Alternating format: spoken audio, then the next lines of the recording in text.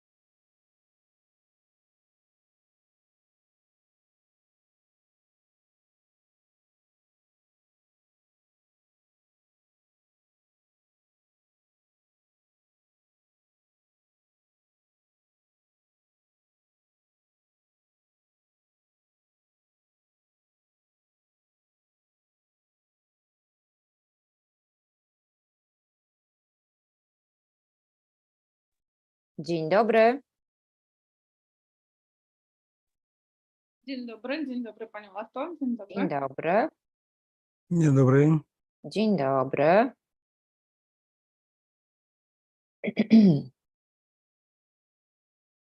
A Aileen dołączyła już, czy nie? Aileen? Jeszcze nie ma. Mhm. Jeszcze nie ma.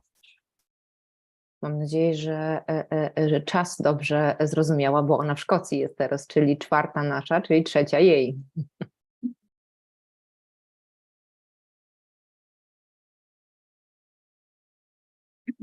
Tymczasem to zawsze tak jest, że Już ja nieraz wpadłam w tą pułapkę. O.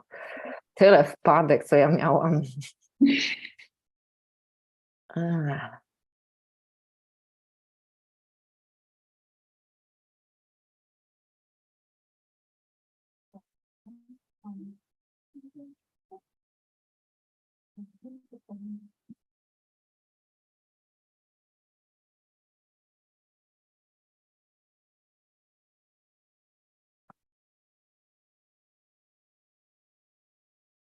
Pani Jaryno, a Beatka odpisała coś, czy nie? Boże, wiedziałam, że tak. Dziękuję bardzo Pani Marto. Jeszcze nie po prostu Dobra, też miałam bo ja tym się nie zajmuję kreatywnością, więc jak gdyby dla mnie to Rozumiem, zupełnie nowe. A rozumiem. Beatka ma wszystkiego full, więc Beatka Dziękuję, powinna... tak, bo ja wiedziałam, że, ale nawet nie zdążyłam odpisać, bo też Dobra, jeszcze tam... dobra, spokojnie. U mnie miało być spokojnie, a jak zwykle jest zamieszanie. Każdego dnia coś. Ja zaraz zadzwonię do Aileen, bo coś to dziwne, że nie ma jej jeszcze przez 2 minutki zostało, więc...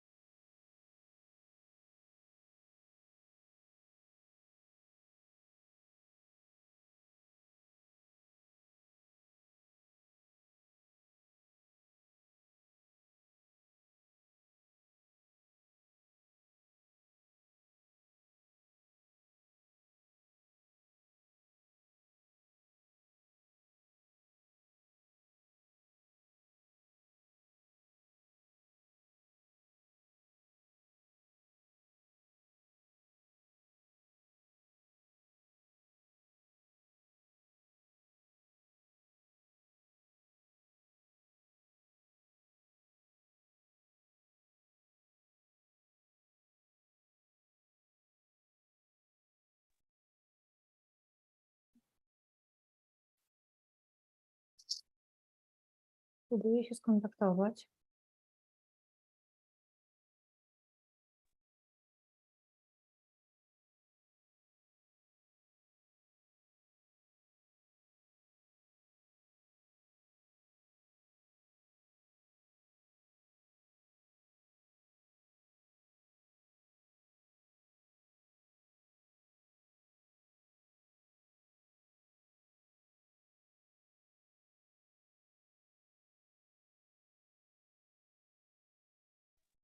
O, już jest. Jest? A, Mhm.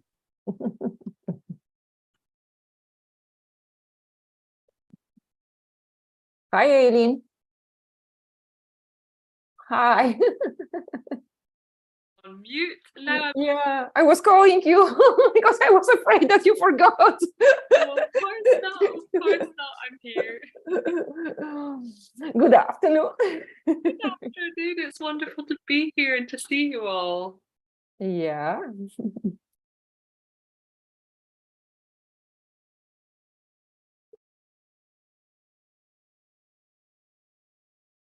To co, Pani Igorze, możemy zaczynać? Tak, możemy. Mamy czas. Możemy. Okay, so it's 4 p.m. So 4 p.m. Here in Białystok in Scotland, it's 3 p.m. So good afternoon, everyone. Welcome to our 6th webinar, during which we will continue our discussion from yesterday on the dissemination of research results. Appreciating the important role of scientific writing in sharing and disseminating the results of our work, today, I kindly invite you to participate in this workshop entitled Writing with Aileen, your guide to improving your academic writing for publication in English. Aileen Mackay is a brilliant academic editor, mentor, and woman. She is doing superb work with proofreading and editing academic writing, that is books and journal manuscripts. Her great attention to every detail in grammar, flow, clarity, punctuation, and meaning has resulted in publishing all, I would like to highlight this, all my papers in top-ranked journals in the field. Aileen, over to you. Hello, thank you for such a beautiful and generous introduction. I really appreciate it. It's wonderful to see you all, and I'm just going to take a quick moment to check that my presentation is going to come up on your screens okay. So I'm going to share screen, and bear with me one moment while I just get the right section, and then maybe someone would be kind enough to tell me when it's all Share your screen, this, you know, this green button. Oh yeah, that's okay. All right, and let me just line it up properly. Yeah, because something cool. Is this beginning to look like a slide on a screen? Yes, now that's perfect. Excellent. Okay. So here we are. So as Marta introduced me, my name's Aileen. And I just wanted to begin by running through a couple of housekeeping things. So first of all, as I said, thank you so much for being here. I really appreciate your time and your energy and your presence. So thank you for that. As you are already doing, it's great if you can just stay on mute for the most part, just for clarity. But if you do want to jump in, and there will be opportunities to do that, you can either go ahead and unmute, or you could just type into the chat. That's another option. But equally, I want to say that actually, this session is really about you engaging and reflecting on your own terms. So a notepad and pen, or however you like to take notes, really is the best thing for you to have. And if you don't feel like contributing directly into the group conversation, that is completely fine. As long as you're getting what you want out of my session, I'm really happy with that. Cool. And then lastly, before we jump in, I just wanted to give a little bit of an overview of what you can expect from the 90 minutes that we have together. So first of all, if you'll indulge me, I will tell you a little bit about myself, where I come from, and I'll continue with what Marta said about the kind of work that we do together, just so that you understand my background, and therefore how that informs what I can hopefully share with you today. And then what I want to do is actually go back to basics with academic writing, with the publication of research, to the concept of storytelling, which I appreciate might not be the most conventional approach, but in terms of going back to the fundamentals of what researchers and academics and thinkers like yourself need to be able to do, it is storytelling, in my opinion. So we'll go back to that, we'll unpick that idea a little bit, and then we'll transpose that over to the world of academic writing. And then once we're in that context, what I'm going to do is offer you lots of kind of concrete takeaways that you can hopefully start applying to your writing and your thinking as soon as you want. Basically, you could start today. I don't want you to leave thinking, that was interesting, but it was kind of abstract. I want you to feel that you've got some really specific, actionable lessons from our session. So that's my hope. And to do that, I'll draw from quite common issues I find in manuscripts that I work with, just so that you can see where that's coming from. And if you do have any questions, of course, you can type them into the chat, and I will do my best to keep an eye on that.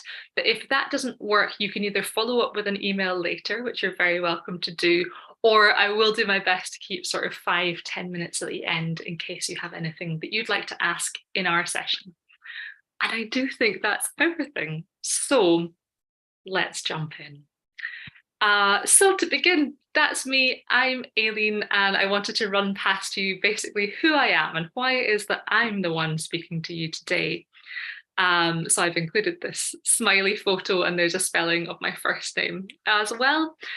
And just to summarize the kind of professional work that I do, I think the best kind of overarching term for it is probably just academic editing. And that does include developmental editing. So that's when a student or a researcher or whoever at whatever stage in their career has ideas and logic that they want to strengthen, not just the wording side of things. I also help with that. So yeah, I go right with people from the idea stage through, as Marta said, to the final publication stage, which is always very exciting. And Marta is currently modeling, I hope I can say it's one of our greatest achievements yet. It's a 600+ page handbook that sometimes I still get emotional thinking about. It's about the development of teacher education across Central and Eastern Europe since the fall of the Soviet Union, and there's a chapter devoted to each cultural or country block throughout. If you haven't looked at it already, I hope you will, because that's a real labour of love. Okay, so here's a little bit of my kind of cultural background. And I guess, again, if you'll indulge me, I guess what I'm trying to show you is how you can maybe think about yourself as well, because as much as I love my work, I honestly don't believe that our professional or academic or kind of formal outputs are the most important or interesting things about us. I think we're much more rounded humans. And when we're able to stop and appreciate that, then kind of ironically, we actually become better academic writers. So I wanted to tell you that I come from Scotland, and specifically I come from the north of the country, which, as you can see from this photo, this is the Isle of Skye. So this is to the northwest, which is not exactly the part I'm from, but the region. And the landscape just always makes me feel something. So that's where I was born and raised. And then in my teens, I came to Glasgow to study. Fell in love with the city, got involved in political activism, and that's my younger self celebrating becoming a Master of Letters officially, which is basically the technical term for reading a lot and having a lot of opinions. From there, when Brexit came along, I relocated to Berlin, which is just, I'm sure many of you already know, it's an incredible and creative and inspiring city.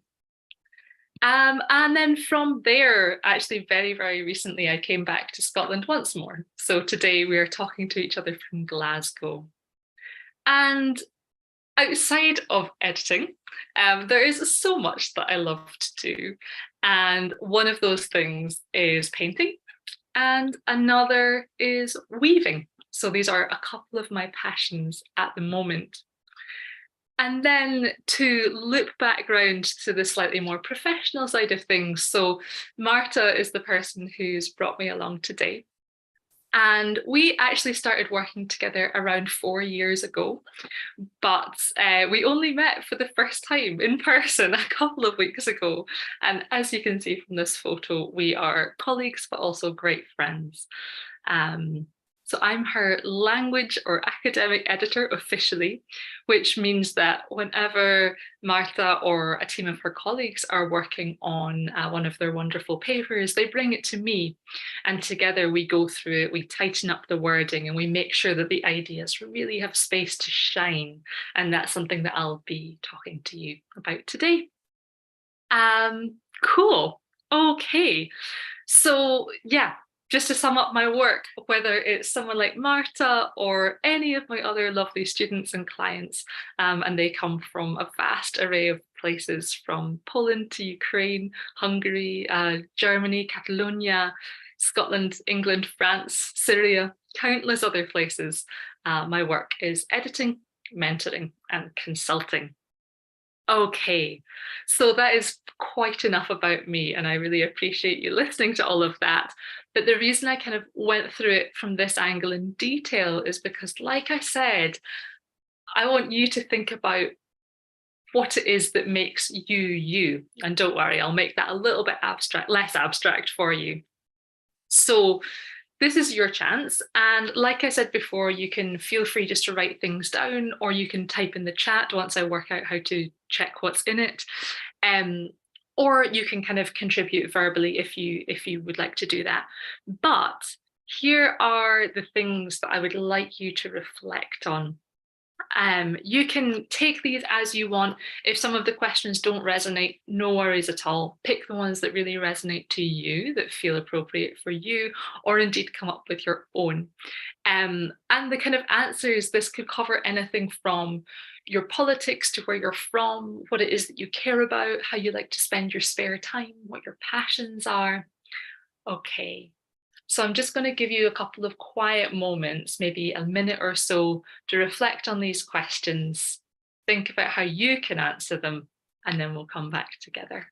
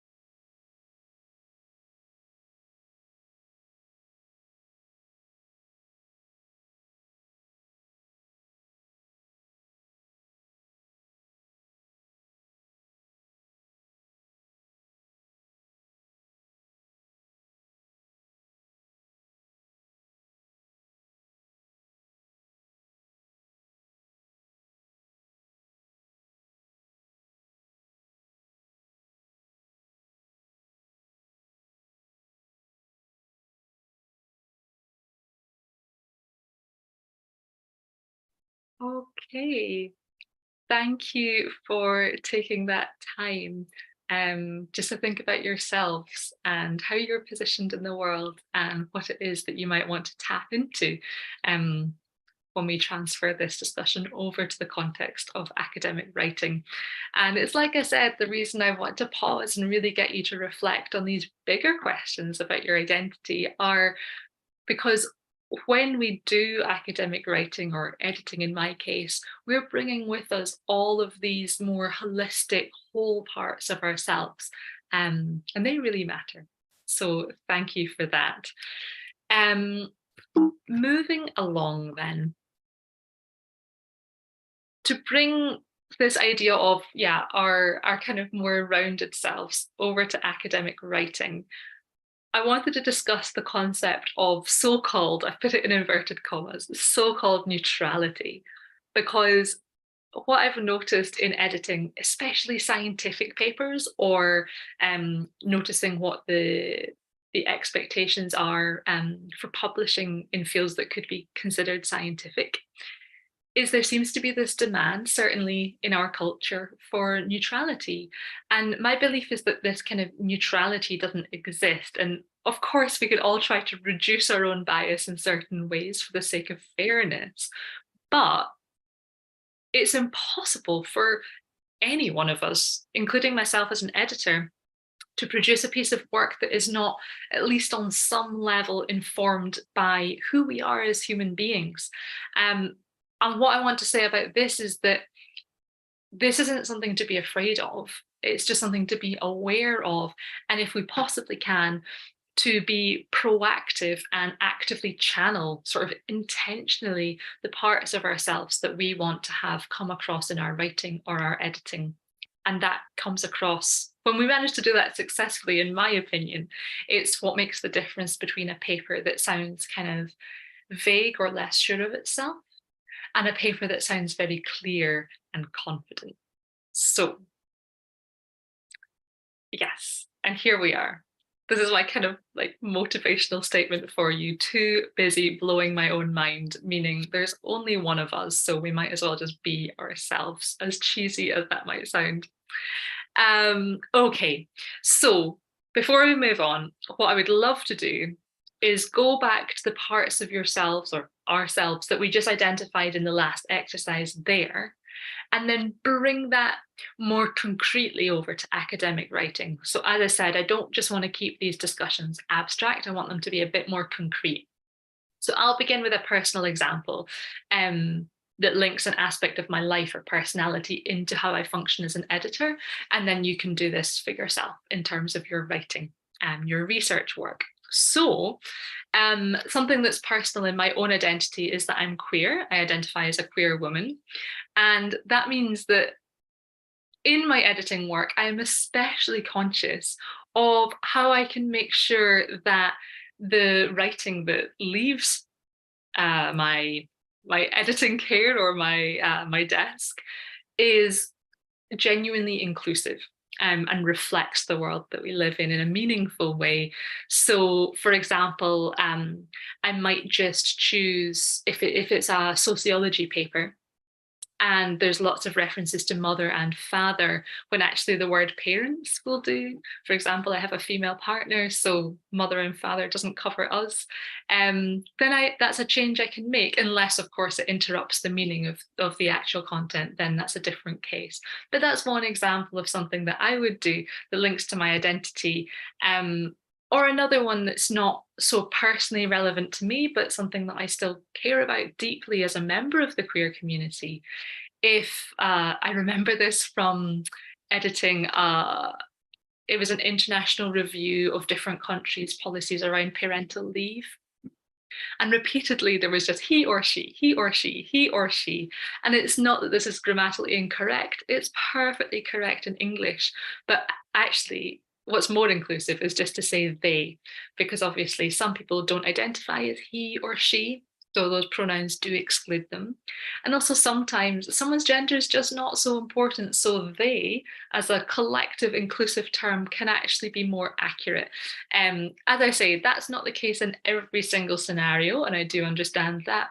But in the scenarios where this is true and appropriate, then this is a great edit that I love to make that definitely makes writing more accurate and inclusive at the same time. Okay, so that was 2 examples from me and my own sense of who I am in the world. And I'd like to put it back to you now and think about who you are in the world, what you care about. So again, I'll just give you another little moment to quietly think about the parts of yourself that you brought up in the first exercise. And then you can have a think about how you would pull that over to your academic writing.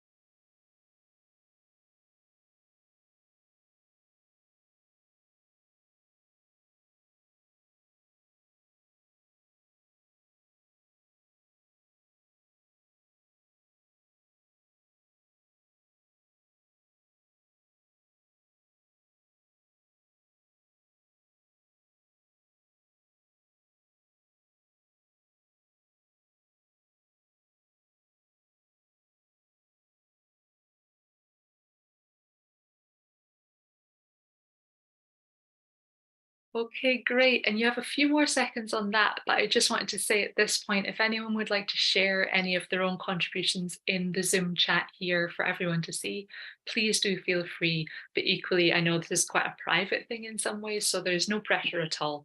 But just to let you know, that invite is there, and then in a few seconds, we'll move on.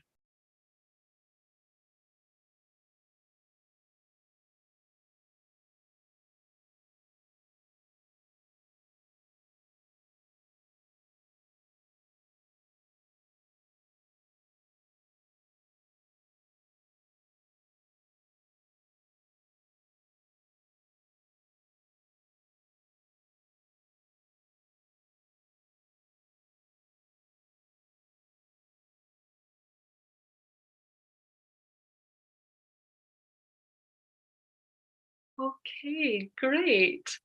Thank you so much for taking that time. All right, moving along then. So I wanted to pull us forwards more into this concept of academic writing practice. And to do that, I just want to go right back to basics. And as I said in my introduction, my view of academic writing or the publication of research is effectively about storytelling, telling a story. And as with any story, you've got a writer or a speaker, and you've got a reader or a listener. So in the context of academic writing, we have the storyteller, that's you as the researcher, the writer, with the help of an editor sometimes. And then your listener is whoever picks up your paper or downloads it or finds it at a conference, and whoever is lucky enough to encounter your words out in the world, that's the reader or the listener. So we've been having a think so far about the types of storytellers that we could be or we might be, thanks to how our lives and identities, our personalities and our passions have shaped us so far. And of course, these things are always evolving throughout our whole life. So again, it's going to be cheesy, but this really is a never-ending journey in some ways. But yeah, we've been thinking about the types of storytellers that we are in a slightly more conscious way than we might normally. And I really do emphasize that even if you're writing something that's kind of highly scientific or highly formal, this storytelling model still applies. It's still something that you can think about, at least in terms of the core of what you're doing, even if not in terms of the actual presentation at the end of the day. Okay, so here on the screen, you can see my hot take, my quick short list of some of the tools of storytelling in the context of academic writing that you'll be using. It's a genre of storytelling. So some of the tools that you might be using will be precision. It'll be rigor. It'll be attention to detail. It could be data, logic, a rich network of references, clarity, persuasion, and more on that later as well.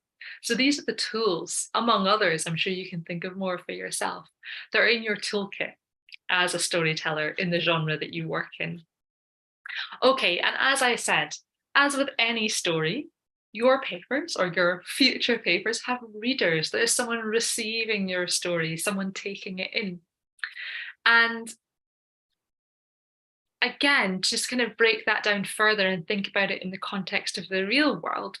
You, as the writer or the storyteller, and the reader, the recipient of your story, you coexist and you kind of intimately share an aspect of the world. Whether or not you ever meet in person, your lives are overlapping through your paper, through your publication. And in that world, so far I've been quite abstract, but I will be very blunt and say that, of course, despite all the brilliance and excellence and exciting things that exist in that world and that have reason to make us very happy, there are, of course, countless intersecting and distressing and very, very pressing problems that need to be tackled. And to name just a few of those problems, it could be war and invasion. It's the patriarchy. It's the climate emergency, among so much more. And again, I'm sure you can identify your own problems in the world that you see as very pressing and very important and that need to be addressed as urgently as possible by as many parts of society as possible, including academic writing and research. So if I can just kind of, share my own view on that for a second, my personal belief as someone who is often responsible for getting research work out into the world and out to readers, I believe that if we are undertaking academic writing in this time, in this world that we do live in, we should really be using it to explore something that's bigger than ourselves and more important than ourselves, in order to contribute to some sort of positive change in the world around us. And just some examples of the bigger things could include humanity, peace, progress, sustainability. And I do believe these things overlap as well. And as always, I'm sure you could add your own values to this. I won't pause too much here just to keep us moving. I'm conscious of the time, but if you have any core values that you would like to add to my very brief list, please do go ahead and either write them down for yourself or type them into the chat, because I would love to hear them. Great. Okay. So I will acknowledge, of course, we maybe don't all have the same world of view, and our lists of values might look different from person to person. I'm sure every person in this call has a slightly different set of priorities in life, in the world, and that's okay. But either way, I think we can probably all agree that these things, or these types of things, are what keep the world going round. And therefore, as open-mindedness, absolutely. So the sense of openness and communication, that's a great one to add to the list. I like that a lot. So adding open-mindedness, sustainability, communication, connection, all of these things are what make what we do as academics, researchers, educators, students worthwhile. So we can be confident in tapping into those and letting these values really guide what we do, the work that we produce at the end of the day. And this can really offer a profound sense of direction, as I've put on the slide, direction to our writing. Okay. So to summarize everything that we've covered so far, love for people and nature. Yes, I also love this. That's a great idea to have on our list. And I think also that people and nature, they're not even necessarily two things. They overlap possibly more than we think. So thank you so much for piping up. Yes, to summarize so far then, I wanted to give you something sort of condensed, I guess, that shows everything that we've discussed in the last half hour in short and simple language. So here's my very miniature, very up for debate formula for your academic writing. So we've discussed so far, your academic writing is involving two main components, and one is your core principles and your core values, these things in the world that we care about and that we've just had in our Zoom chat as well. So that's the core values. And then your storytelling, which is the part that is who you are, your identity, what you care about, the upbringing you've had, what you've been exposed to in the world. Okay, so it's what's inside and also what you've developed for yourself. And that, maybe it would be more accurate to say the foundation of your academic writing. But I've gone back to the core because it's only really when you have a strong core that your paper is going to build and be successful on top of that. So there we are so far. Moving along then, I want to zoom out from academic writing, if you'll come with me for a short exercise, and then from there we'll bring it back into academic writing. So I've argued that I believe academic writing is definitely a type of storytelling. And to think about storytelling in a different context, what I want us to do is think about, or I'm asking you to think about, your favorite books, your favorite television shows, your favorite films, your favorite operas, whatever stories you've enjoyed lately, whatever form they're in.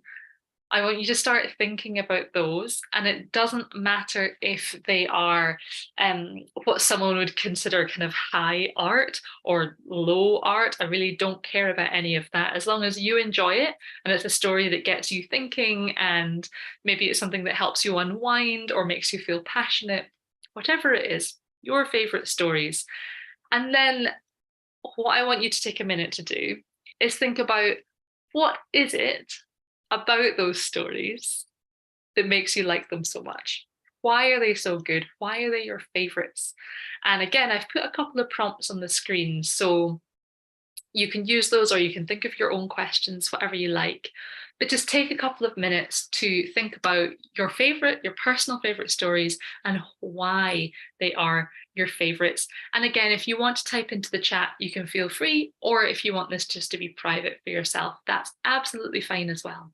So just take a moment with that, and then we will bring that over to academic writing.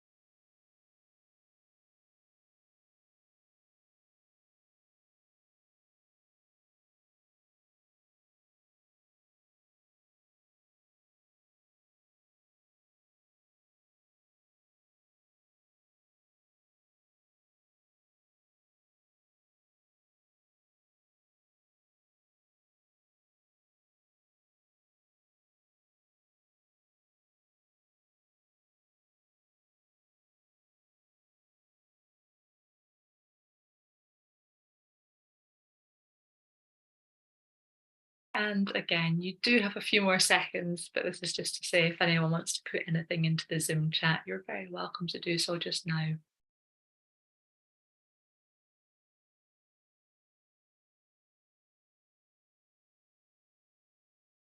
And great, we have this idea coming into our chat here about the plot and the idea that it should provoke deep emotions. Yeah, so this idea of kind of internal engagement and something in the story reaching out to you as the viewer or the reader. And the idea of, okay, pages and scenes involving more and more. So they should be connected somehow. We should see bridges from one to the other. The reader or the viewer wants to be led from one section to the next to the next. Great. I love both of these ideas. And what we'll do now then, and again, feel free, you can keep typing in. I will see them as we go. But what I want to do is bring that, like I said, back to academic writing. So we were thinking about non-academic types of writing or texts or media of any sort there. So we're bringing it back to our own setting. And yeah, like I've said before, and I'll say it again just now, whether it's a scientific paper or a blockbuster movie, there is still the same transaction happening. We've got the writer, the creator, the director, the actor, however you want to think about that. And we've got the reader, the viewer, the spectator, the audience. So this transaction is the same. And what I would like you to do is now, from your notes or just in your head, pick out one of the aspects of your favorite stories that you identified. So just one. And then think about how you can transpose or translate that to the world of academic writing.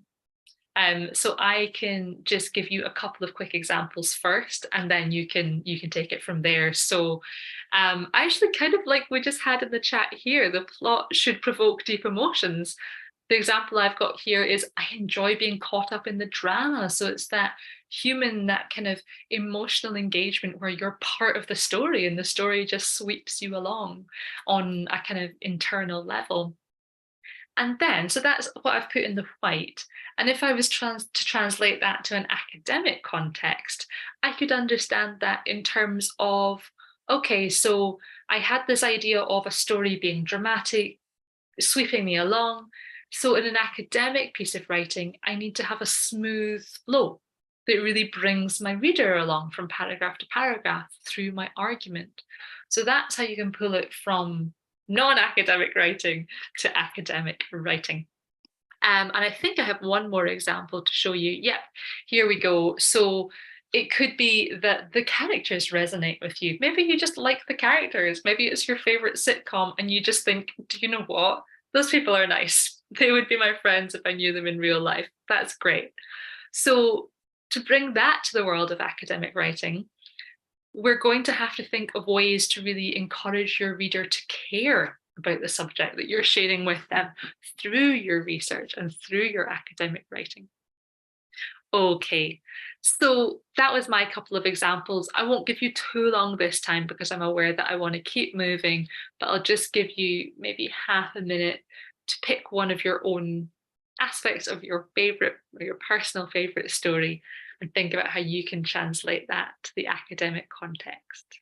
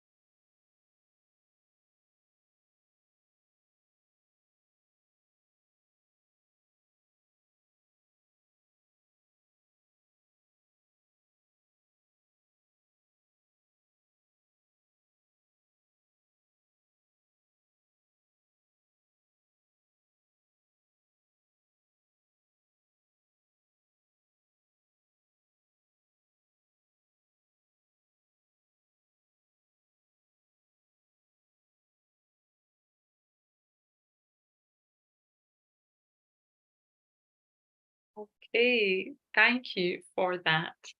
Um, okay, cool. And we actually have one more suggestion just coming in. So yeah, this idea of being fond of sensitive moments in a movie. Absolutely. I'm with you. I'm definitely a very sensitive film watcher. I feel all the feelings. So yes, in academic writing, you might want to think about how you can translate some of that sensitivity into how you handle your subject, your topic, how you show that human empathy in the way that you portray your subject through formal academic writing. Brilliant. In fact, I would say that's probably the core of so much of what we can do if we are using scientific and academic writing to its best possible potential in the world. Definitely. And we have another suggestion, general human problems. Yes, absolutely. We've acknowledged already that we live in a world that's full of many brilliant things, but also very problematic and destructive and difficult things, often overlapping and intersecting at the same time. And so many of us share solidarity in facing those struggles. So this idea of general human problems is something that both the writer and the reader, and indeed many readers, can relate to. So I guess that's something that maybe a novel can engage with very general human problems, but equally so can your writing as academics as well. Brilliant. Thank you so much. Okay, so moving on for now. Um, we've had a think about how storytelling in non-academic formats can help us become better academic writers. Okay, so I promised you that this session would not just be totally about the sort of creative or more abstract side of things, but also a bit more concrete and troubleshooting as well. So I want us to think about this, I guess, in terms of the blockages or the problems that might actually interrupt us in our very noble goals that we've started thinking about. What is it that might be getting in our way or stopping us from achieving this? So what I've done, for the sake of time, is I've distilled my thoughts down to 4 key or 4 broad areas of advice, and I'll walk you through each of the 4 and some subsections within that. But it's 4 main pieces of advice that I'm going to offer to try and give you something to latch onto that you can take away from today and just start applying as soon as you want to. And some of them are more political and some of them are more technical. So I do cover a bit of range there. So hopefully there's something for everyone. Okay. So the first piece of advice, if I can put it very plainly and very bluntly, is say what you really mean. Say what you really mean. And I realise that this may sound a bit obvious, so I don't intend to come across as stating the obvious, but yeah, in my work as an editor, I honestly cannot tell you how often I've wished I've just had the writer there with me to sit for a coffee so I could just say to them, look, I know you've got a great idea here, but it's not quite coming through. Can you just tell me in 5 minutes what you really mean? Because when someone stops and actually says, yeah, okay, I have to tell you the basics, I have to get to the core, I have to express this clearly from scratch, more often than not, they solve this problem for themselves by just going back to basics and saying what they really mean, not what they think they should be saying or what they think will sound good. They just say what they mean. And often that can come out really strongly and in a way that's very clear for the reader of the work to follow. Yeah. So again, just to link that back for a moment to our favorite television shows, films, books, part of the joy of these stories that we love personally is that they just sweep us along. They don't force us to reread and reread to get the meaning or rewatch and rewatch to follow the plot. No, that would make us frustrated. We wouldn't enjoy them so much if that were the case. So part of their joy is that they're easy, they are consumable, you can get through them. And that's something that does apply to academic writing as well. So how can we be sure that our academic writing has this kind of flow that lets us say what we really mean? Okay, and this is where the slightly more technical advice or advice that might look grammatical at first comes in.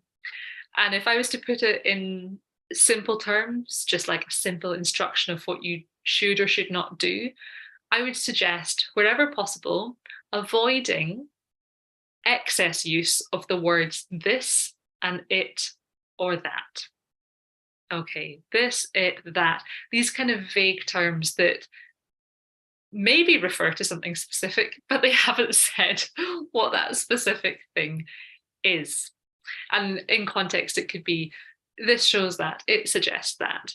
And as a reader, I'm thinking, well, come on, you've not really brought me with you because I don't know what this is or what it is. I don't know. I'm not a mind reader and I'm left wondering, and that can be quite frustrating. So what you can do to get around that is just invest word count. Just think, yeah, this is where it's worth putting a concrete phrase where I just state exactly what I mean. And actually, this is what someone's just put in the chat here, is it's just, you need this kind of concreteness for the reader. And it's right to put it this way, the reader needs it. Otherwise, you just kind of, as a writer, you're abandoning them in a way, or you're leaving them to just wander around trying to extract the meaning. But actually, if you take them and lead them step by step by step, they're far more likely to agree with you, which I'm sure I'm going to say again before the end of today's session. Okay, so here's a couple of examples of how you can, instead of just saying this, you can actually use a phrase that is what you mean. So you could say, this school of thought shows that, if you're referring to something general, like a school of thought, a set of ideas. Or it could be a government policy. So this limitation in government policy suggests that. And now, as the reader or editor, who's maybe one of your first readers, I know exactly what you mean, exactly what you're referring to. There's no doubt in my mind. And that's great. That's exactly where I want to be. Okay, and now I'm just showing you a slightly fuller example from a text that I edited recently. In fact, I'm fairly sure that it's from, these longer examples that I'm going to show you from now on are actually all from the beautiful handbook that Marta showed you at the start. So you've actually seen the finished product already. This is back from when I was working it in Google Docs, back at a much earlier stage. So let me just read you the original sentence as it was, as the author sent it to me unedited, and then I'll go through and I'll tell you what I think is interesting me about it, but also where the problems are with it as well. And then next I'll show you how I solved some of those problems. Okay, so here's the original.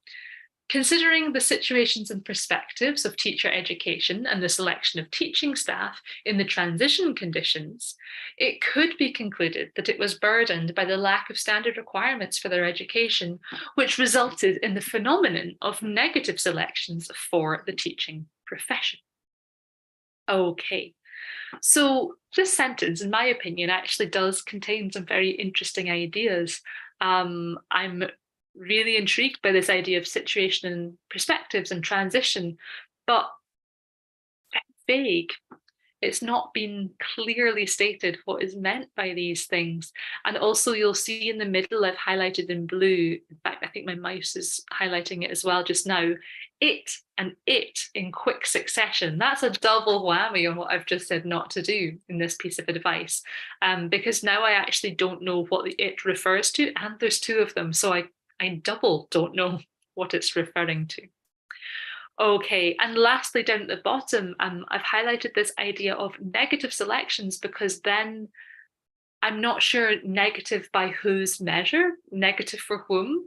Are we blaming the people who got selected? It's really not clear. So as an editor, I'm thinking, okay, how can I take the best of what's here and improve this sentence? And I don't know if this is what finally got submitted, but this is certainly the edit that I sent back during my first edit in the rounds of this process. So here we go.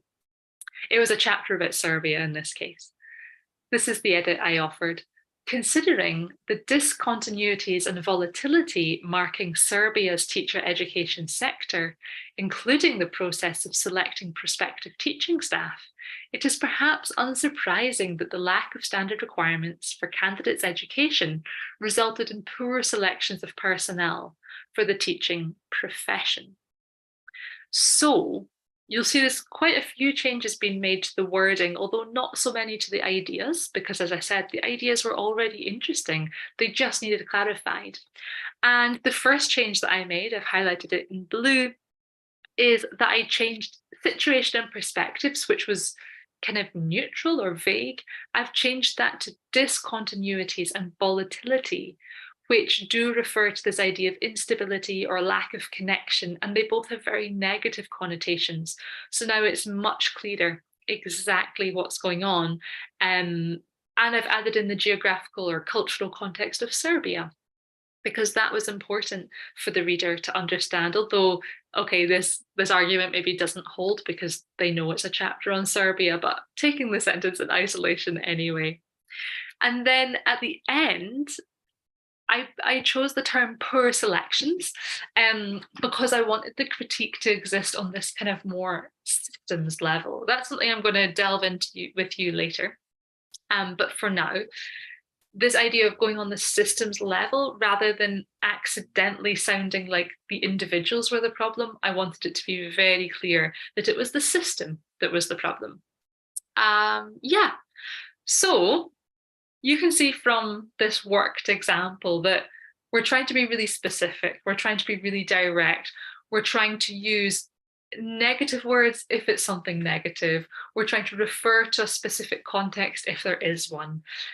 We're trying to pull this critique onto a systems level, not just accidentally attacking individuals, even unintentionally. I don't for a second think that the author is meant to do that. But as an editor, it's my job to be critical of potential readings, even accidental ones. Okay, so that was one fully worked example. And I'm not going to give you heaps of time for this because we do need to keep pushing on, but maybe you can just take half a minute or a minute to start thinking about how you can take this piece of advice. So the first piece of advice is say what you really mean. It's about being direct.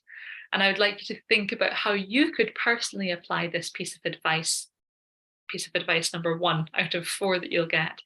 Number 1, how you can apply it to anything that you're working on now or have been recently or will be soon. Again, you can feel free to add it to the chat, you can do it personally, but it's about how you can apply this idea of directness, saying what you really mean to your own work.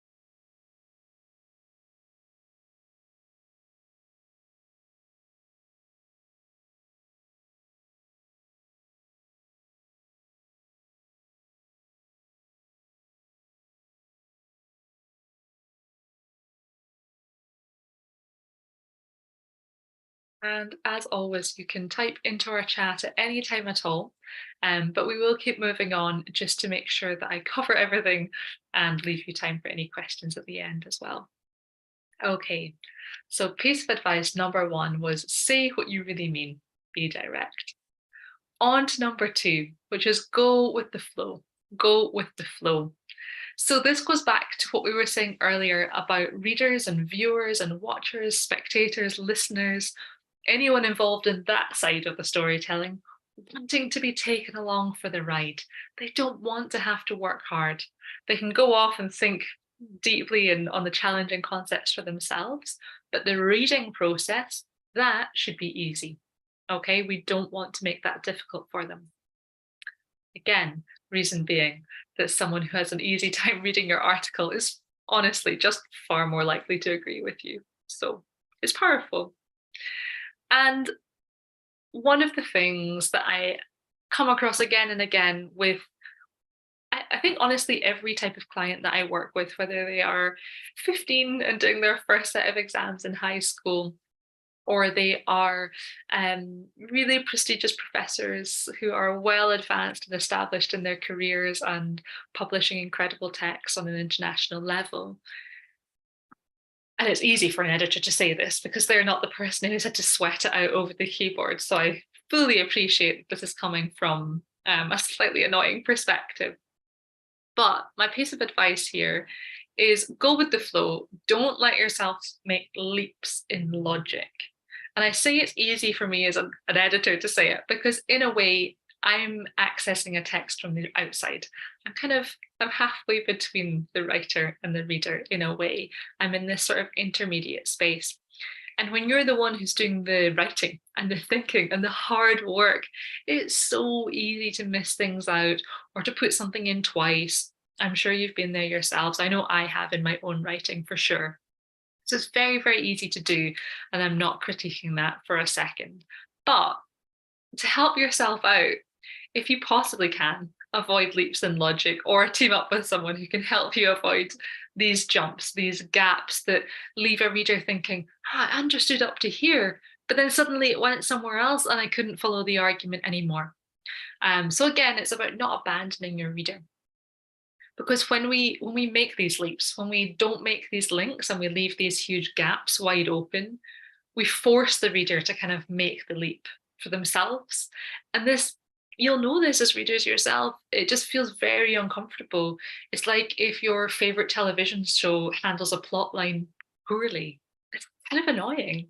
So it's the same for readers of academic texts, and leaps in logic, leave them hanging, leave them abandoned. And we don't want to do that. So to have a think about this, I wanted to sidestep again from academia and then come back into it. So I'm sure you have a Ukrainian equivalent, but certainly in Scotland and in the English-speaking world, we have the folktale Red Riding Hood. And it's the story of the wee girl who goes to visit her grandmother on the far side of the deep, dark forest. But when she gets there, she finds a wolf instead, and the wolf is wearing her grandmother's clothing. Okay, and because she's very brave, she manages to defend herself against the wolf, and she actually kills the wolf so that the wolf won't eat her. So that's the folktale, that's the outline. And what I wanted to do was show you that short story, that folktale, told in a disjointed way, and then in a better, smoother, more kind of inviting way.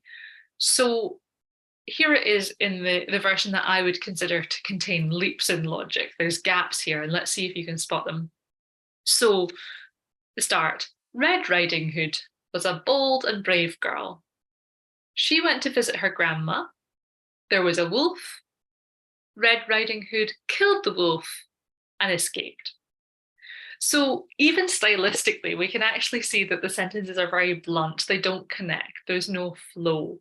And in terms of ideas, there's also not really a flow because from this, I've got no reason to know why Red Riding Hood is bold and brave. You know, she's just going to visit her grandma. Why does she need to be bold or brave? Why is that important? It's not clear. There's a gap there. There is, there's also a gap around the wolf. So we hear that there was a wolf, but then she just killed the wolf. It's not really been made clear why or what kind of pace that was happening at. So there are gaps, and we need to fill them in so that readers and listeners can follow along. So here we are. Here it's both stylistically better connected, but also better connected in terms of the basic ideas. And I've made my edits in italics so that you can see them hopefully more clearly. And in some cases, the edits are just little phrases like, however, and sometimes it's a fuller explanation. So I'll read this to you and hopefully you can spot the difference. So here we go. Red Riding Hood was a bold and brave girl. One day she went to visit her grandma, who lived on the far side of the deep, dark forest. However, when she got to the cottage, her grandma wasn't there. Instead, there was a wolf. Gathering her courage, Red Riding Hood killed the wolf and escaped. Okay, so this is a much smoother and easier reading experience. We know that she had to be bold and brave because of how deep and dark the forest was. So now that kind of connects, that makes more sense. And we also know that she took a second to feel brave and then she killed the wolf and escaped. So we can follow that a little bit better. And also the however and the instead in the third sentence or the second half give us those little pivots in logic. So we have the start where we know who she is, who she's going to visit, why she has to be so brave. And then we have the flip, however. So now we can kind of follow that much more easily, this going with the flow idea, making it nice and easy breezy. Okay, so taking it back to our academic writing, the same applies. The same applies. You have to have clear connectors so that your sentences are easy for your reader to follow. So for example, if there is a causal connection between two sentences, for example, let's say, taking it back to the teacher education examples, let's say that there has been a government cutting funding and then pupils are suffering as a result of that cut in funding. You want to make it really clear that the first thing caused the second thing. That might seem a little bit of an over explanation, but you'd be amazed how easy it is to overlook this kind of logic when you're busy in the writing zone. So that's a causal connection. As I mentioned with Red Riding Hood, if you have a pivot moment where you need to come in one direction and then go back in a different direction, using however instead, on the other hand, contrastingly, these kind of phrases help you make that rotation and bring your reader with you. And lastly, if you have agreement or continuity between 2 points or sentences, make sure that that's clear. So you're going in one direction and you're continuing in that direction. You can say indeed, or you can say for example, and then deepen the point. So that's how you change direction and go in the same direction or create causal connections as well. All right. And then here is something again from the handbook that I was editing. This is the original version that I was sent from the authors. And what they wrote was, the government sets the policies for national spending in the education sector. The head teacher is the one who decides how the local budget allocation is spent for the year. Okay, so these are two sentences, both very informative. We learn a lot.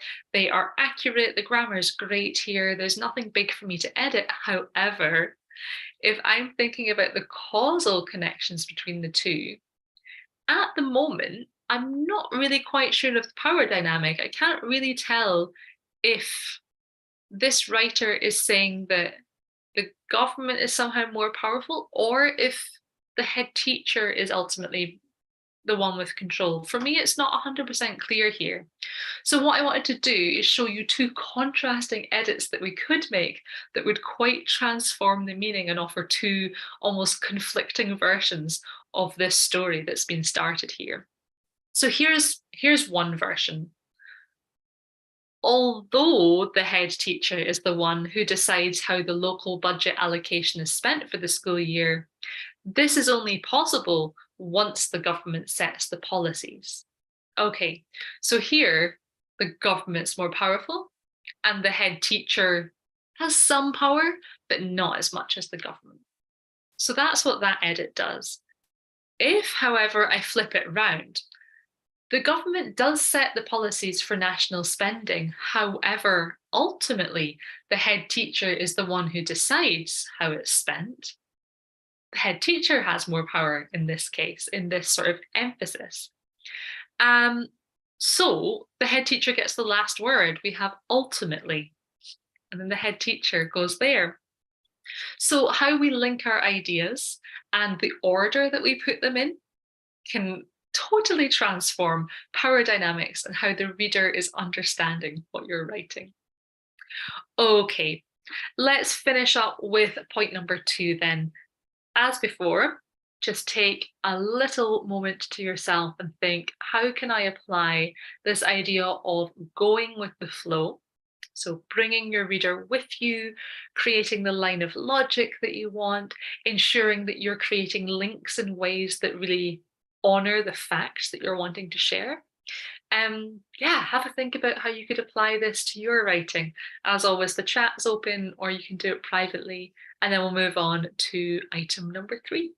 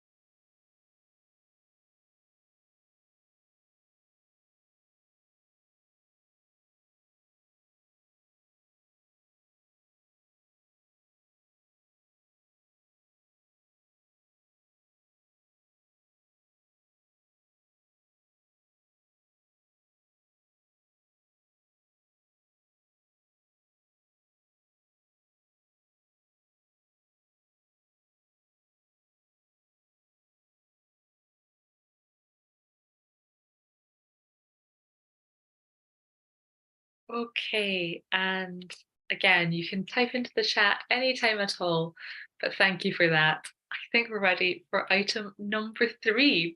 So this is my third piece of advice for academic writing, and it is declutter, declutter, declutter. And I'm sure you're familiar with this concept in the context of households or your desk. This idea of making things simpler and easier, removing the excess, letting the things that you want to have or really want to have really have their place, and the things that you can let go of find new homes or become recycled or shared with friends and family or moved on in some other way. So here's the academic version of that. And you can think about it in terms of letting the best of what you've written, having the space to breathe, having the space that it deserves. Because when we have, let's say, 3 sentences, one of them's excellent, one of them's pretty good, and one of them's a little bit weaker, the weaker one detracts from the other 2. And actually, your piece of writing may well be better off without it. So that's what I mean by decluttering. It's cutting out the unnecessary words and sentences. And I will be absolutely honest, like I said before, this is so much easier for me to say as an editor than it is for you as a writer. I really, really appreciate that, because when you're writing it, you're thinking, this is my baby, this is my work that I'm putting out into the world. Whereas someone like me as an editor has the privilege just to come along and say, hey, cut this sentence. Why don't you let that go? So I realize I'm coming from this from a rather different position. But it is also what allows me to say this, because I've definitely seen enough papers where I think this writer has so many wonderful ideas. If only they would cut maybe a quarter or a third of them and let the really good quality ones come through. And if you are in a position to hire someone like me to support you with that, that's great. But let's say you're not, or let's say this is a process you want to try for yourself anyway to see how it might work. I have 2 recommendations for how you can do it without using an editor. So you could team up with a friend or a colleague or someone that you genuinely trust and that you feel like you have this kind of mutual connection with, and you could do it for each other's work. And the reason I say a friend as well as just a colleague is because it definitely is something that deserves care and attention and respect. So this is not a task for someone who you don't really trust. This is definitely something quite intimate, and it really should be with someone that you respect and that you know respect you in return, definitely. So you could do a swap. Or if you prefer to fly solo, one way to create distance between yourself and your own work, if you possibly can, although I appreciate it's not always possible, but it's to print a physical copy of your work, or working off a screen, that's fine too. But either way, whatever format your work's in, read it out loud. I know that might sound a little bit daft, but read it out loud, because that, as I say, creates a distance and it forces you to actually pick through the words slightly more objectively than you would if you were just scanning it by eye. And it does wonders. It does absolute wonders, because also I think it's even psychological. We skim over things on the page, but when we hear it by ear, whether it's our words or someone else's words, we clock it, we notice, we think, oh, hang on, that half a sentence just took far too long. I'm going to go and look for something to cut there. So something you have to notice it by ear. And I will say, even with work that's not my own, when I'm the editor, I do this. I have been known to sit mouthing my way through a draft to make sure that I get it sounding exactly as it should. So feel free to use that method for yourself. And going back to the go with the flow idea from point 2, when you declutter, you will actually help yourself to go with the flow. Your writing will become lighter and easier, and the reader will just swim from point to point to point because they don't have so many obstacles in their way anymore. Okay, and like I said before, when it's easy for the reader to read it, they're going to find it harder to disagree with you. They're going to be much more persuaded, much more open, much more sympathetic towards what you're showing them. And when we're conveying ideas about politics or things that we personally care about, like we mentioned at the start of this session, you need to have that reader on your side. You need their sympathy and their connection. And even if they don't 100% agree with you, you need their openness. It's like we had in our chat earlier, someone mentioned the idea of open-mindedness and love for people as well, but open-mindedness, certainly. Someone will be more receptive to your ideas if they were able to read 2 of your best, rather than 1 good, 1 okay, 1 not so good. You know this yourself as a reader as well. Okay, so to show you a couple of worked examples, here's what the authors originally sent me. And then I'm going to show you how I was able to reduce it to make it much easier to read. And I know this is just a phrase rather than a whole idea, but you'll get the same gist, you'll get the same idea. So here's the original.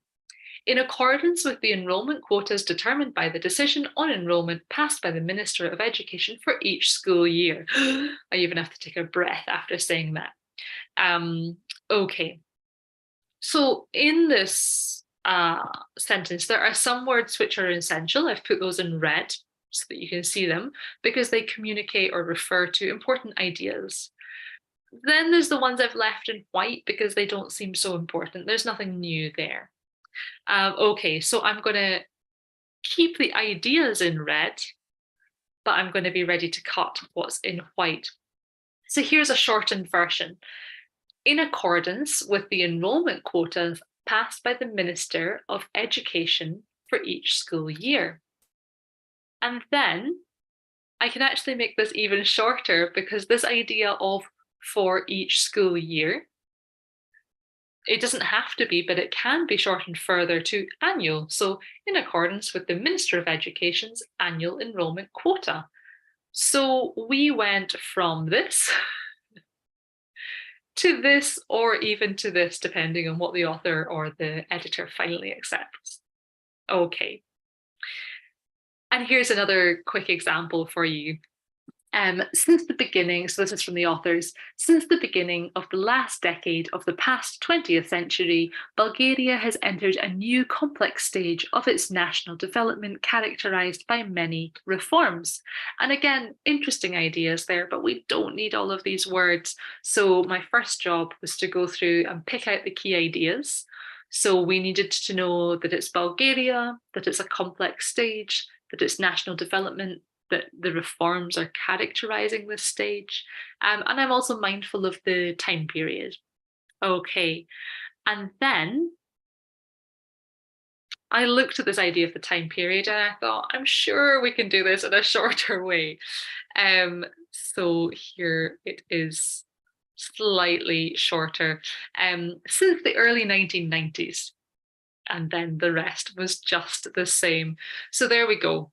It's much easier, it's shorter, but not a single idea has been lost because they were really important. This was a great sentence otherwise, but by shortening or decluttering, removing the excess, it was much easier to read and it let the reader just move on and go with the flow. Okay.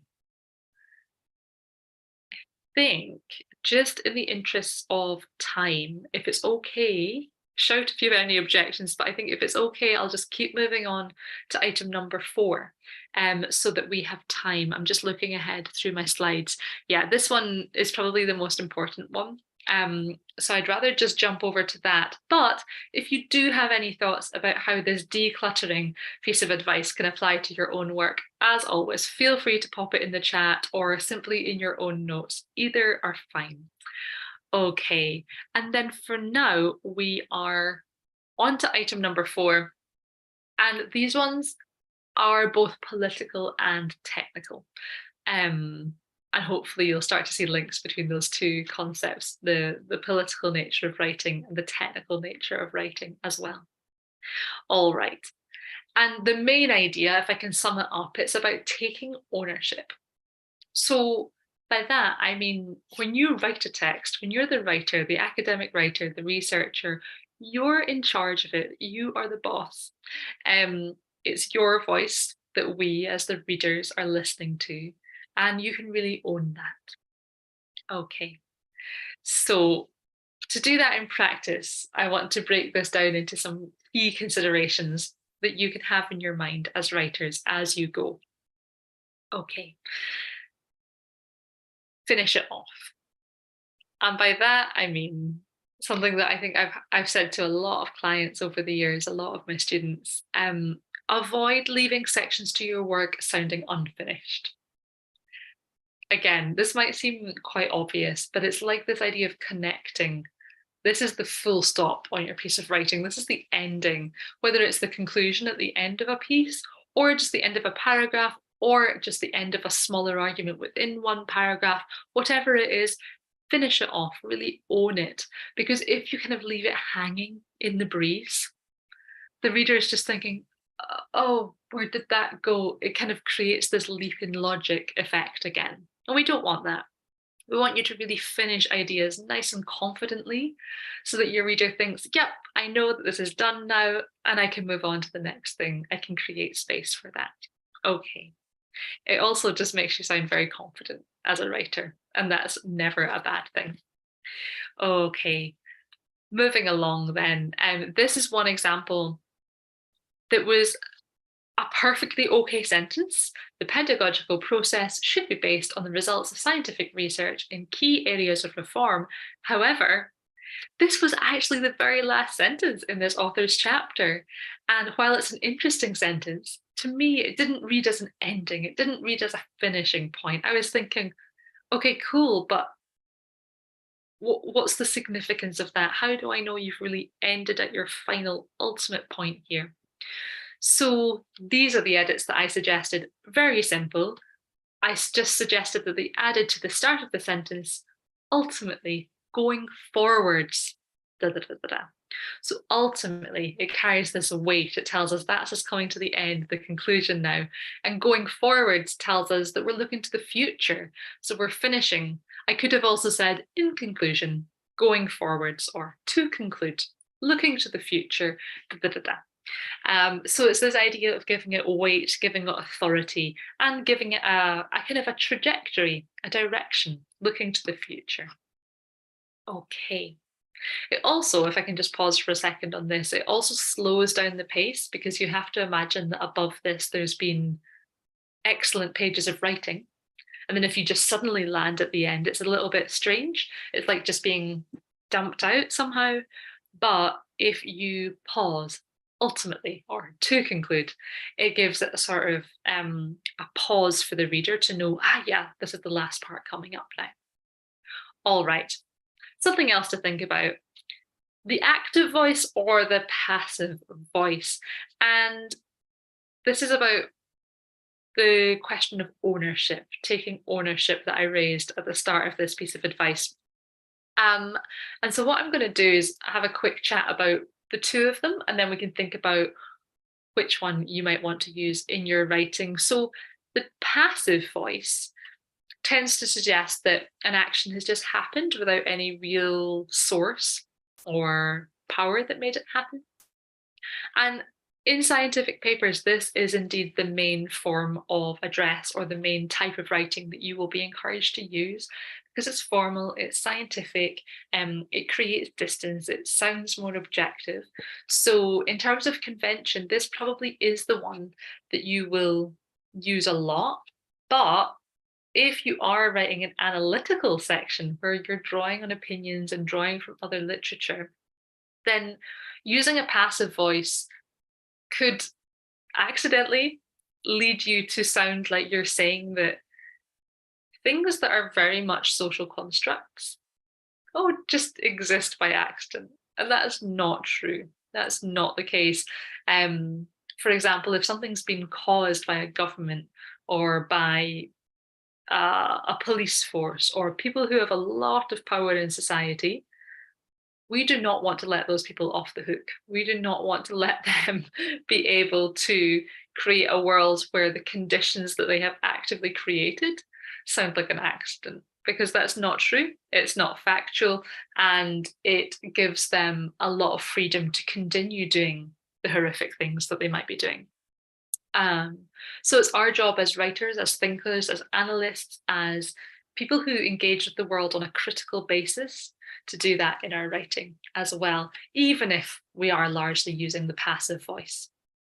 Okay, and then the active voice is the one that is possibly, if being honest, or certainly if I'm being honest, is just a little bit more interesting to read. It's really the form that we find a lot more in the novels that we enjoy, in the literature that we enjoy reading that's not academic. It's much more involved and engaged. Okay, so that's active versus passive. And I don't have a sort of huge revelation there, apart from just to highlight that, yeah, of course, most likely you will be using passive, but just to be cautious of that problem with it that I mentioned. I did have an example that brought us back to our friend Red Riding Hood again, but I think I will just skip over that for now for the sake of time.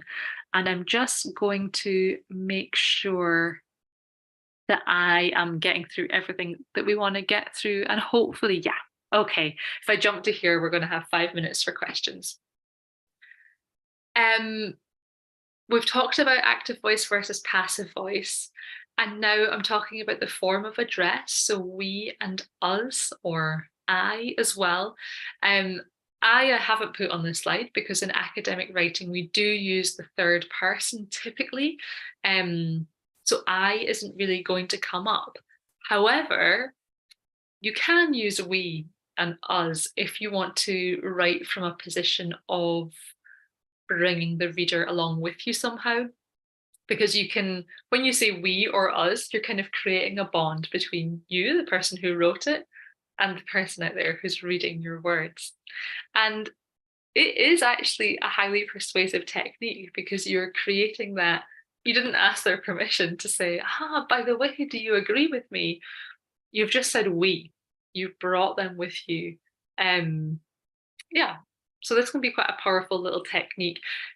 I will say use it with caution. I'm not saying that this is something that you should blanket apply to all of your writing, but it is a technique that you can have at the back of your mind, especially when it comes to introductions or conclusions.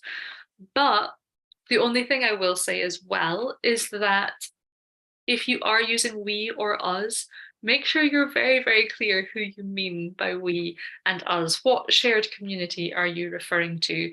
Are you saying we as teacher researchers in the English-speaking world have a duty to da da da da da. Or if it's a paper that you're writing for policymakers, you could say, we as researchers and policymakers must da da da da da, and so on. So this is a technique that you can use with caution, but it's certainly very powerful. And it definitely fits under this category of taking ownership and sounding confident in your writing. Okay. To break down this idea of ownership further, yeah, just sticking to the technical advice for now. We mentioned about decluttering earlier, so I'm not suggesting that we add clutter back in, but I can say add concrete detail to your writing.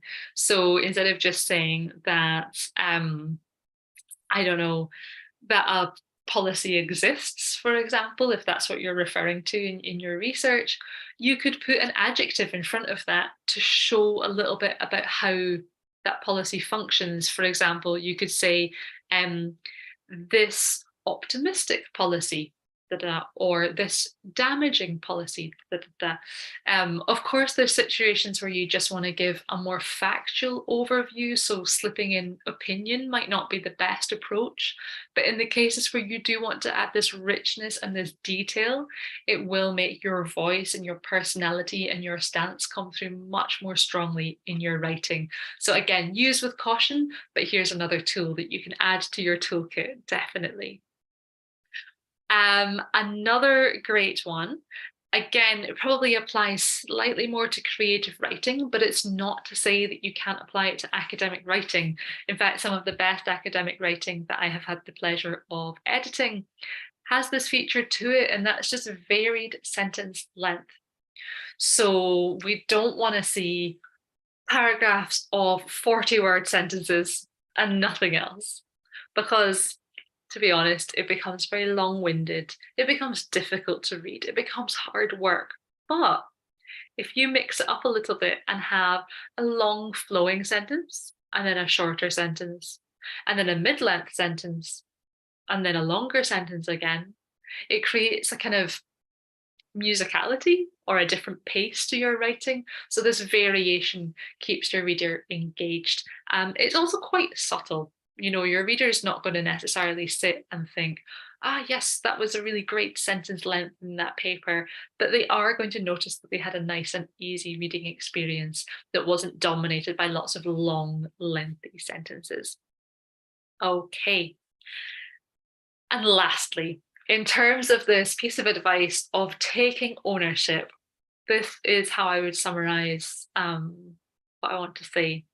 And it's uphold the agency of others, uphold the agency of others. And that's what I was trying to say earlier about pulling critiques onto a structural level, not just keeping them down on an individual level, but bringing them up to the structures and holding the most powerful parts of society to account, not just your average everyday person who, although may have a lot of agency in their own right, they possibly don't have that much social or political power. So it's about thinking, where do I want to direct my criticism? How can I uphold the agency of other people? And this is an example from a recent paper I had a look at, and this is what the writer had put. Teachers need to devote more time to learning how technology can enhance their teaching. And that is quite possibly true. This is not a bad sentence by any means, but my query as an editor was to think, well, are we putting a burden on teachers here? Does that seem fair? And I have to say, I'm not really sure that it is, unless it's in the context of offering recommendations for policymakers, government ministers, teacher educators, and teachers. Okay, sure, then it's more balanced. But if it's just a recommendation directed at teachers, then this feels like, oh, it's a to-do list item. It's something that a teacher just must do. And that feels like something that's been put on their shoulders, in my view, unfairly. So what I suggested instead was I said to the writer, well, why don't you pull that onto a structural level? Why don't you look at who's really responsible for teachers not necessarily being up to date on how to work technology? And together we decided that actually it was a local authority issue. So that's maybe local councils or a local government department or a local funding body. And then we realized that from there, they could influence teacher education, and then teachers would have the power to take the step. So we added 2 structural levels and then the teachers, so that we kept that critique in context instead of just blaming the teachers. So here's what we wrote instead is local authorities need to offer teachers technology-based initial teacher education and continuous professional development modules, ensuring adequate time and funding for them to fully integrate these technologies into their classrooms or into their teaching practice. So you can see that that refocus took the weight off teachers, but it still gave teachers this sense of responsibility. So we pulled it onto the kind of local government level. We made it about time and money being invested as well. We didn't just say, yes, teachers should magically do this. Okay.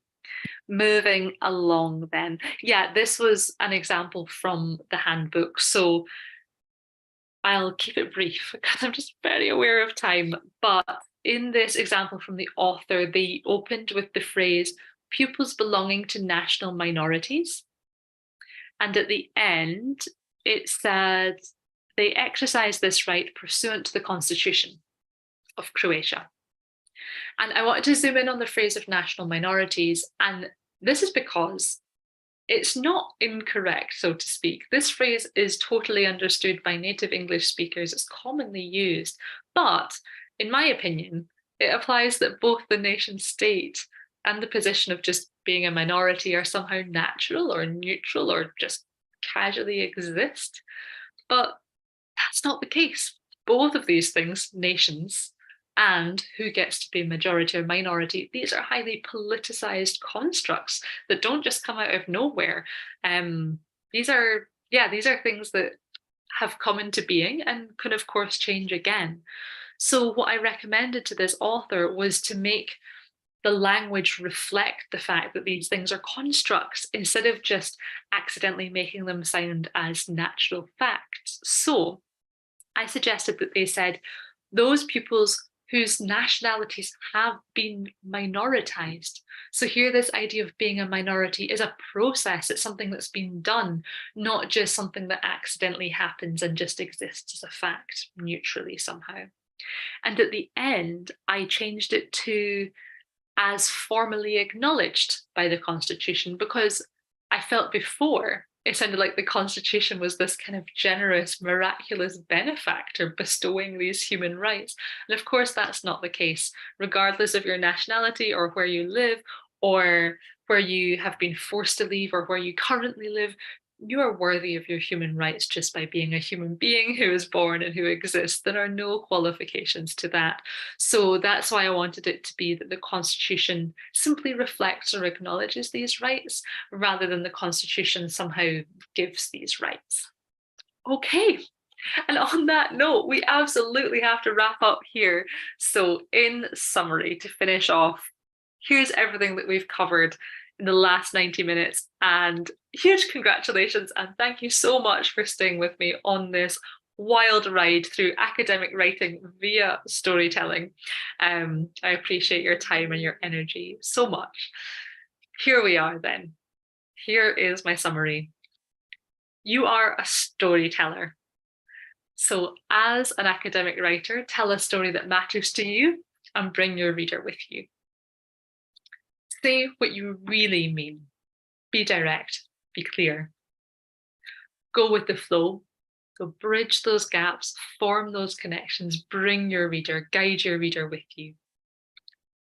Declutter. Cut the excess and let the very best shine through. Take ownership. Finish what you start, leave nothing hanging, and be active in your voice where you can. And lastly, uphold the agency of others and of yourself, but of others too, because it really, really matters. It's about power and it's about politics. And this is one way you can help expose the problems in the world, but also signpost solutions as well. So there we are. If we do have a moment for any questions, of course, I'm happy to receive them. Equally, feel free to get in touch. There's my email address. That's ms.aileenmackay@gmail.com. I'm here to answer any of your questions, and I'm here for hire as your editor, proofreader, mentor, however you might possibly need me. And thank you once more to Marta. Thank you to all of you, and I'm wishing you a wonderful rest of the day. Thank you so much. Thank you. Have a nice Pleasure. evening. Bye.